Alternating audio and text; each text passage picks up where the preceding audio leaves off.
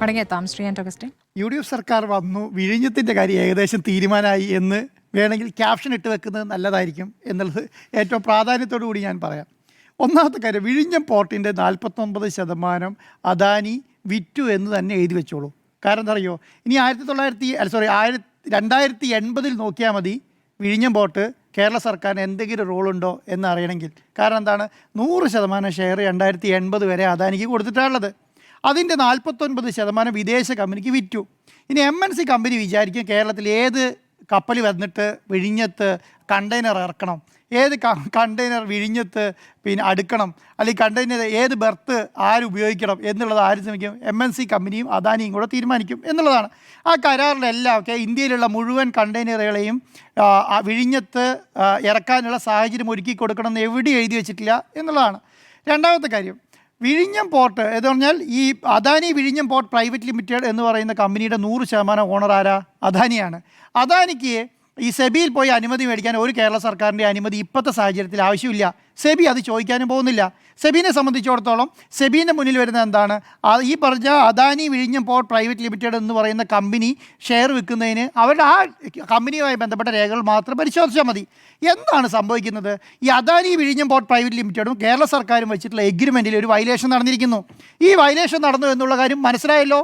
ആർക്ക് മനസ്സിലായി? കേരള സർക്കാർ മനസ്സിലായല്ലോ. അതിന് ഖേദം പ്രകടിപ്പിക്കുകയാണോ വേണ്ടത്?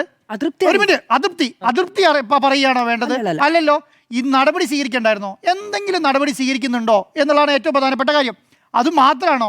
ഇന്നലെ രാത്രി ഈ കഴിഞ്ഞ അദാനി കമ്പനി മുഖ്യമന്ത്രിക്ക് ഒരു അപേക്ഷ കൊടുത്തിരിക്കുന്നു. എന്ന് പറഞ്ഞാൽ പോർട്ട് സെക്രട്ടറിക്ക് ഒരു അപേക്ഷ കൊടുത്തിരിക്കുന്നു. എന്താണ്? ഞങ്ങൾക്ക് ഈ സെബീൻ്റെ അനുമതി ഞങ്ങൾക്ക് കിട്ടിയിട്ടുണ്ട്, അതുകൊണ്ട് ഈ ഷെയർ വെക്കുന്നതിന് നിങ്ങൾക്ക് എന്താണ് അതൃപ്തി ഇല്ലല്ലോ എന്ന് ചോദിച്ചിട്ട് ലെറ്റർ കൊടുത്തിരിക്കുകയാണ്. ആ കത്ത് അല്ലെങ്കിൽ ആ അപേക്ഷ ആരാണ് പരിഹരിക്കുന്നത്? ചീഫ് സെക്രട്ടറിയും ധനസെക്രട്ടറിയും പോർട്ട് സെക്രട്ടറി അല്ല, വിഴിഞ്ഞം പോർട്ടിൻ്റെ സെക്രട്ടറിയും പരിശോധിക്കും. ആരാ ഈ 3 പേരും? ആ 3 പേരും VD സതീശൻ്റെ സെക്രട്ടറിമാരാണ്. 3 പേര് VD സെക്രട്ടറി, വേറെ വകുപ്പായിട്ട് ഒരു ബന്ധമില്ലാത്ത ആൾക്കാരാണ് ഈ 3 പേരും. എന്ന് പറഞ്ഞാൽ ആരാ തീരുമാനം എടുക്കുന്നത്? VD സതീശൻ എന്ന് പറഞ്ഞാൽ മുഖ്യമന്ത്രി തന്നെ തീരുമാനം എടുക്കും എന്നുള്ളതാണ്. വേറെ ആരുടെ അനുമതി ആവശ്യമില്ല ആ കാര്യത്തിനകത്ത്. ഒന്നാമത്തെ കാര്യം. അതിനകത്ത് ഏറ്റവും പ്രധാനപ്പെട്ട കാര്യം എന്താണെന്ന് അറിയോ? വേറെ ഏതെങ്കിലും വകുപ്പുമായി ബന്ധപ്പെട്ട കാര്യമായിരുന്നെങ്കിൽ ഈ പറയുന്ന സംവിധാനത്തെ VD സതീശൻ എന്ന് മുഖ്യമന്ത്രി രൂപീകരിക്കില്ല എന്നുള്ള കാര്യം എനിക്ക് ഉറപ്പുണ്ട്. വേറെ ആർക്കും ഉറപ്പില്ലെങ്കിലും എനിക്ക് ഉറപ്പുണ്ട്. വേറെ ഏതെങ്കിലും വകുപ്പുമായി ബന്ധപ്പെട്ട കാര്യങ്ങളാണെങ്കിൽ ആ വകുപ്പിലുള്ള ഏതെങ്കിലും 2 പേരെയോ അല്ലെങ്കിൽ ഏതെങ്കിലും ഒരു ഉന്നതാധികാര സമിതിനെയോ ഒക്കെ വെച്ചിട്ടില്ല എന്നുള്ളത് മാത്രമാണ്. അതുമാത്രമല്ല, എല്ലാ കാലത്തും പോർട്ട് എന്ന് പറഞ്ഞാൽ പോർട്ടിൻ്റെ മന്ത്രിയായിരിക്കും അതിൻ്റെ ചെയർമാനായി നിൽക്കുകയും ആ സംവിധാനമാണ് പരിശോധിക്കുക. ഇവിടെ എന്താണ് ഇന്ന് പറഞ്ഞിരിക്കുന്നത് അറിയോ? ഈ 3 പേർ പറയുന്ന റിപ്പോർട്ടിൻ്റെ അടിസ്ഥാനത്തിൽ തീരുമാനിക്കും എന്ത് കൊടുക്കണോ വേണ്ടയോ എന്ന്. അപ്പോൾ ഞാൻ ചോദിക്കുന്നത് എന്താ അറിയോ? ഈ 3 പേർ പറയുകയാണ് ഈ 49% ഷെയർ അദാനിക്ക് വിൽക്കുന്നതിൽ തെറ്റില്ല എന്ന് റിപ്പോർട്ട് കൊടുത്താൽ കേരളത്തിൻ്റെ മുഖ്യമന്ത്രി അത് അംഗീകരിക്കുമോ ഇല്ലയോ? അത് അംഗീകരിക്കുമോ? അപ്പം അംഗീകരിച്ചോളൂ. അവർ പറയുന്ന റിപ്പോർട്ടിൽ അടിസ്ഥാനപ്പെടുത്തിയിരിക്കും കാര്യങ്ങൾ എന്നുള്ളതാണ്. ഇപ്പോൾ ഇത് കൂട്ടി വെച്ച് ഞാൻ വേറൊരു കാര്യം പറയാം. കഴിഞ്ഞ ദിവസം നിയമസഭയിൽ മുഖ്യമന്ത്രി പറയുകയാണ്, ഇവിടെ നിന്ന് എല്ലാ ഡോക്യുമെൻ്റ് എടുത്തിട്ട് ഞങ്ങൾ ഹൈക്കമാൻഡിലേക്കും ഞങ്ങൾ PCC ഓഫീസിലേക്കൊന്നും പോകില്ല. ഞങ്ങൾ തീരുമാനം എടുത്ത ശേഷം ആരെ അറിയിക്കും? PCCനെയും ഹൈക്കമാൻഡിനെയും ഒക്കെ അറിയിക്കും. ഇത്രയും ഇവിടെ നടന്നിട്ടുള്ളൂ. തീരുമാനം വന്നു കഴിഞ്ഞിരിക്കുന്നു. അദാനിയുടെ വിഴിഞ്ഞം പോർട്ടിന് 49% അദാനി വിറ്റിരിക്കുന്നു. എത്ര കോടിക്ക്? 27,000 കോടി രൂപ വാല്യൂ ഇട്ടിട്ട് 13,500 കോടി രൂപയ്ക്ക് വിറ്റിരിക്കുന്നു. അത് നമ്മുടെ കയ്യിൽ നിന്ന് പോയി. അപ്പോൾ ഇനി എന്താണ് സംഭവിക്കുക? ഇനിയിപ്പോൾ നിങ്ങൾ സെബിയിൽ പോയി കേസ് എടുത്തിട്ട് കാര്യമില്ല. ആകെ ഇതൊരു നിയമ പോരാട്ടമായി മാറി നിൽക്കും. വന്നാൽ ആർക്കാണ് ഗുണം ചെയ്യുക? കേരള സർക്കാരിനോ അല്ലെങ്കിൽ ആർക്കാണ്? അദാനിക്കാണോ ഗുണം ചെയ്യുക? ഇത് ഗുണം ചെയ്യാൻ പോകുന്നത് അദാനിക്കാണ്. കാരണം എന്താ? ഇൻവെസ്റ്ററും ഈ പറഞ്ഞ ലീസ് പ്രോപ്പർട്ടിയാണ് 335 ഏക്കർ സ്ഥലം. വിഴിഞ്ഞം പോർട്ടിനോടനുബന്ധിച്ച 335 ഏക്കർ സ്ഥലം ആർക്ക് ലീസിന് കൊടുത്തിരിക്കുന്നു? അദാനിക്ക് ഓൾറെഡി കൊടുത്തു കഴിഞ്ഞിരിക്കുന്നു. അതിൻ്റെ അകത്തൊരു ചെറിയ എഗ്രിമെൻറ്റ് വയലേഷൻ മാത്രമേ ഉള്ളൂ. എഗ്രിമെൻഷൻ വയലേഷൻ എന്താണ്? അദാനി പറയാൻ പോകുന്നത് എന്താ? ഞാൻ എൻ്റെ കമ്പനീൻ്റെ ഷെയറാണ് വിറ്റിരിക്കുന്നത്, അതിൽ ഞാൻ 100% അദാനിനെ പോലെ ഒരു കമ്പനിയും ഒരു കോർപ്പറേറ്റ് കമ്പനി ഒരു എഗ്രിമെൻ്റ് ഉണ്ടാക്കിയാൽ അതിൻ്റെ 100% ഞാൻ പറയാം അതിലെവിടെയെങ്കിലും ഒരു സബ് ക്ലോസിൽ ഇതിനെ കോൺട്രാക്ട് ചെയ്യുന്ന ഒരു സാധനം ഉണ്ടാവും. ഉറപ്പാണ്. ഇത് നിങ്ങൾ 100% ഞാൻ ഉറപ്പിച്ച് പറയാം. നിങ്ങളിപ്പോൾ പറയുന്നത് 49%, 25% മേലെ വിൽക്കണമെന്ന് സർക്കാരിൻ്റെ അനുമതി വേണം എന്ന് പറഞ്ഞാൽ വേറെ എവിടെയെങ്കിലും എഴുതി വെച്ചിട്ടുണ്ടാവും ആ പേയ്മെൻറ്റ് ഈ പേയ്മെൻറ്റും മറ്റേ പേയ്മെൻറ്റും ഇതിൻ്റെ ഇന്ന സമയം ഒരു ക്ലോസ് എഴുതി വെച്ചിട്ട് ഇതിനെ ക്ലോസ് ചെയ്തിട്ടുണ്ടാവും. ഒരു ഡൗട്ടും വേണ്ട. അത് കോർപ്പറേറ്റ് കമ്പനികളുടെ അല്ല ഞാൻ പറയുന്നില്ല. എനിക്ക് 100% ഉറപ്പാണ് മാധു. ഞാനത് 100% എഗ്രിമെന്റ് എടുത്ത് പഠിക്കാൻ തീരുമാനിച്ചിട്ടുണ്ട്. അല്ലെങ്കിൽ അദാനിയെ പോലെ ഒരു കോർപ്പറേറ്റ് കമ്പനി ഇങ്ങനെ ചെയ്യില്ല എന്നുള്ള കാര്യം എനിക്ക് 100% ഉറപ്പാണ്. അങ്ങനെ ചെയ്യില്ല എന്നുള്ളതാണ്. രണ്ടാമത്തെ കാര്യം, എന്താണ് ഈ മുഖ്യമന്ത്രിക്കെതിരെ ഭയങ്കര വലിയ രീതിയിൽ ആക്ഷേപവും അധിക്ഷേപവും അല്ലെങ്കിൽ പിന്നെ ആക്ഷേപം ഉന്നയിക്കാനുള്ള കാരണം? കേരളത്തിൻ്റെ മുഖ്യമന്ത്രിയായി വി ഡി സതീശൻ അധികാരത്തിൽ വരുന്നതിന് മുൻപ് തന്നെ അദാനി വി ഡി സതീശൻ ബന്ധം പുറത്തു വന്നിരിക്കുന്നു. എങ്ങനെയാണ് പുറത്തു വന്നത്? അത് പുറത്തു വന്നത് വേറെ ആരും പറഞ്ഞു വരുത്തിയതല്ല. വി ഡി സതീശൻ എന്ന് പറഞ്ഞാൽ കേരളത്തിലെ അന്നത്തെ പ്രതിപക്ഷ നേതാവ് കൊച്ചിയിൽ നിന്നും മംഗലാപുരത്തേക്ക് ഒരു പ്രൈവറ്റ് ജെറ്റിൽ യാത്ര ചെയ്തിരിക്കുന്നു. പ്രൈവറ്റ് ജെറ്റിൻ്റെ പൈസ കൊടുത്താൽ ആരാണെന്ന് ചോദിച്ചു. ഒരക്ഷരമില്ല. ഈ ആര്യാടൻ മുഹമ്മദിൻ്റെ ബന്ധുവിനെ കാണാൻ കേരളത്തിലെ താരതമ്യേന പിന്നെ എന്താണ് ഒരു MLA ആയി നിൽക്കുന്ന ഒരാളുടെ ബന്ധുവിനെ കാണാൻ വേണ്ടി കേരളത്തിൻ്റെ മുഖ്യമന്ത്രി അല്ലെങ്കിൽ പ്രതിപക്ഷ നേതാവ് ഒരു 25 ലക്ഷത്തോളം മുടക്കുള്ള ഒരു പ്രൈവറ്റ് ജെറ്റ് എടുത്ത് പോയാൽ ആ പ്രൈവറ്റ് ജെറ്റ് എടുത്ത് പോകുന്നത് അത് വിശ്വാസയോഗ്യമാണോ എന്നുള്ളതാണ്.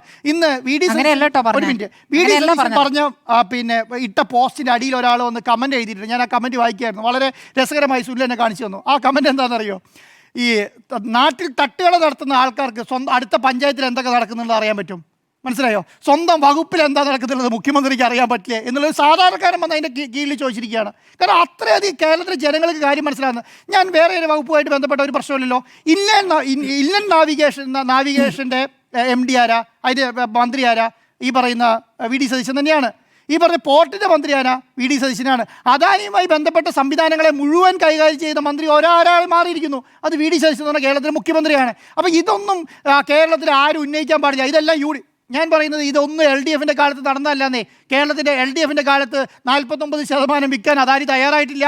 40% വിൽക്കുന്നതിന് മുന്നോട്ട് പോയിട്ടുണ്ടെന്ന് ഞാൻ വിചാരിക്കുന്നില്ല. അതുമാത്രമല്ല 49% ഇപ്പം വിറ്റിരിക്കുന്നു എന്ന് കേരളത്തിലെ സർക്കാർ അറിയിച്ചിട്ട് 2 ദിവസമായില്ലേ? എന്ത് നടപടിയാണ് സ്വീകരിച്ചേ?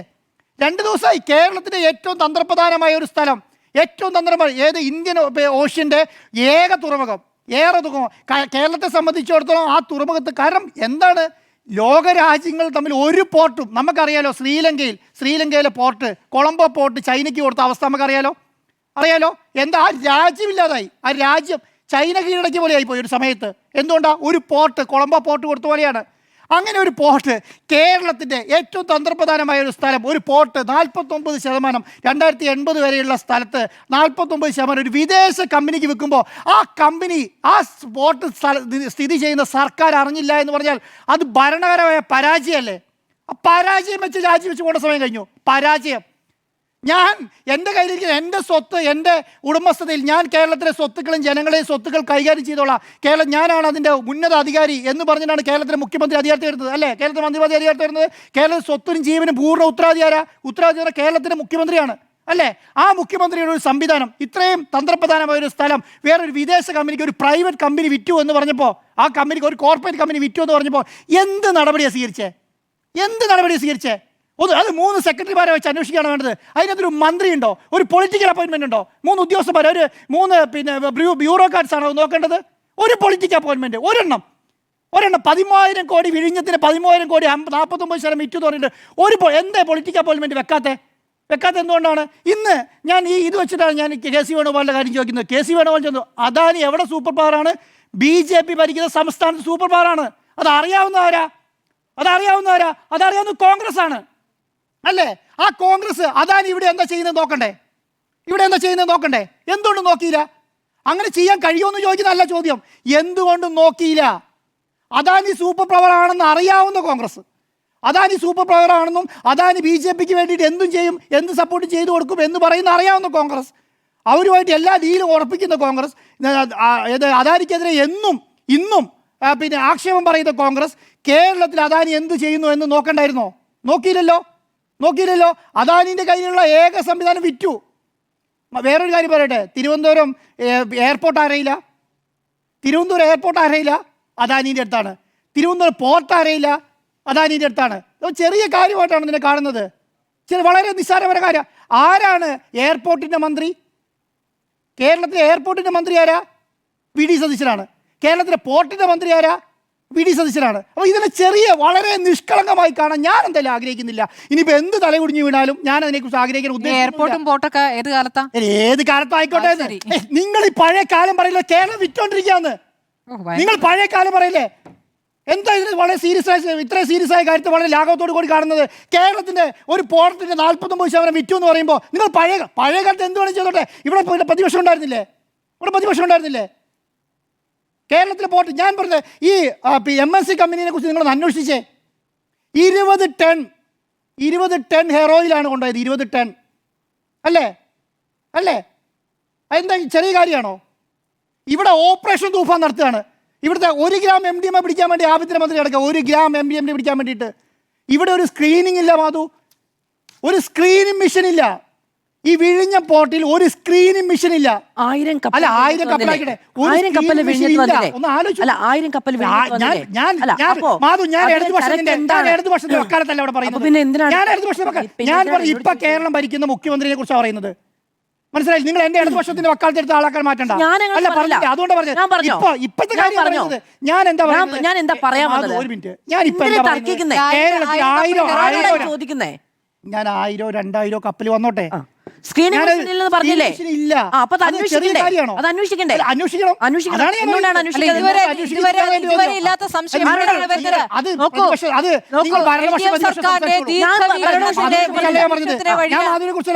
അത് വേണമെങ്കിൽ മുഖ്യമന്ത്രി പ്രതിപക്ഷ നേതാവിനോട് ചോദിച്ചോളൂ. ഞങ്ങൾ എല്ലാ സമയത്ത് സ്ക്രീനിങ് അതൊക്കെ നമ്മൾ കേരളത്തിലെ ജനങ്ങൾ, കേരളത്തിൽ പൗരൻ എന്നുള്ള നിലയ്ക്ക് കേരളത്തിന്റെ പൊതുവായിട്ടുള്ള എന്താണ് സ്വകാര്യ എന്താണ് പിന്നെ സുരക്ഷ ഉറപ്പാക്കേണ്ട ഉത്തരവാദിത്വം കേരള സർക്കാരിനെ വിശ്വസിച്ച് MSC എൽസ എന്ന കപ്പലിന്റെ കാര്യം പറഞ്ഞു. അതിവിടെ വന്നു, ഇവിടെ അപകടമുണ്ടായി, കേരളത്തിന്റെ തീരത്തിന് വലിയ തോതിലുള്ള പരിക്കുണ്ടാക്കി.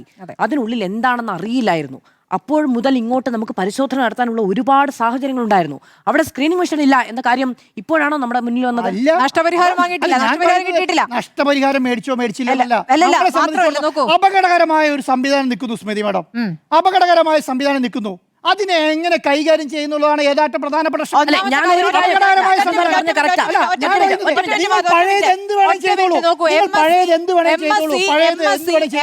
അപകടകരമായ ഒരു സംവിധാനമായിട്ട് ഇവിടെ ഒരു സർക്കാരും മുമ്പ് കണ്ടിട്ടില്ല.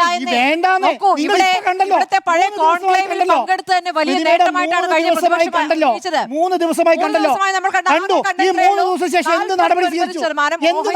കൊടുത്തു എന്നതാണ് അതിലെ അപകടത്തിൽ 3 ബ്യൂറോക്രാറ്റ്സിനെ കൊണ്ട് അന്വേഷിപ്പിച്ചാൽ മതി. ഞാൻ ഒരു കാര്യം പറയട്ടെ, ആ പോയിന്റ് കറക്റ്റ് ആണ്. അതൃപ്തി അറിയിക്കുകയല്ല വേണ്ടത്. നിങ്ങൾ എന്തുകൊണ്ട് ഈ കരാർ വയലേഷൻ നടത്തി അതിന്റെ വിശദീകരണം നൽകണം എന്ന് നോട്ടീസ് കൊടുക്കുകയാണ് വേണ്ടത്. അതാണ് എന്റെ അഭിപ്രായം. രണ്ടാമത്തെ കാര്യം, ഒറ്റ കാര്യമുള്ളൂ. ഈ പറഞ്ഞ അതൃപ്തി അറിയിച്ചു, അതിനപ്പുറത്തേക്ക് പോകുമ്പോൾ നമ്മൾ ഉറ്റുനോക്കുന്ന കാര്യമാണ് നടപടി സ്വീകരിക്കുക എന്ന് പറഞ്ഞാൽ ഈ കരാറിൽ നിന്നും പിന്നാക്കം പോകാനൊന്നും ഒരു സർക്കാരും തൽക്കാലം കഴിയില്ലെന്ന് കേരളത്തിൽ വിഴിഞ്ഞം ഇതിനകം ഈ പാതി വഴിയിൽ പുറത്തേക്ക് വിൽപ്പന നിർത്തിവെക്കണം എന്ന് പറയണം മാം. വിൽപ്പന നിർത്തിവെക്കണമെന്ന് പറയണം. പറയേണ്ട സമയം അതിക്രമിച്ചു. പറയേണ്ട സമയം 2 ദിവസം ആവശ്യം. അല്ല, അറിയിക്കുക. അതിനു വേണ്ടി ഇവിടെ ഒരു ചീഫ് സെക്രട്ടറി അധ്യക്ഷനായ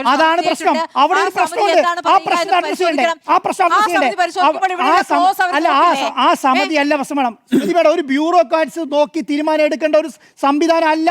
സമിതിയെ വേണ്ടതില്ല. ഇത് പ്രാഥമികമായി സർക്കാർ പരിഗണിക്കേണ്ടത് കരാർ വയലേഷൻ ഉണ്ടായി എന്തുകൊണ്ട് എന്ന് ഇവിടെ വന്ന് ബോധിപ്പിക്കാൻ പറയണം.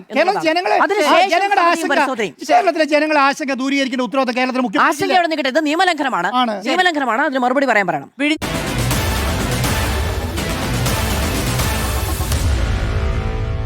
Meet the editors.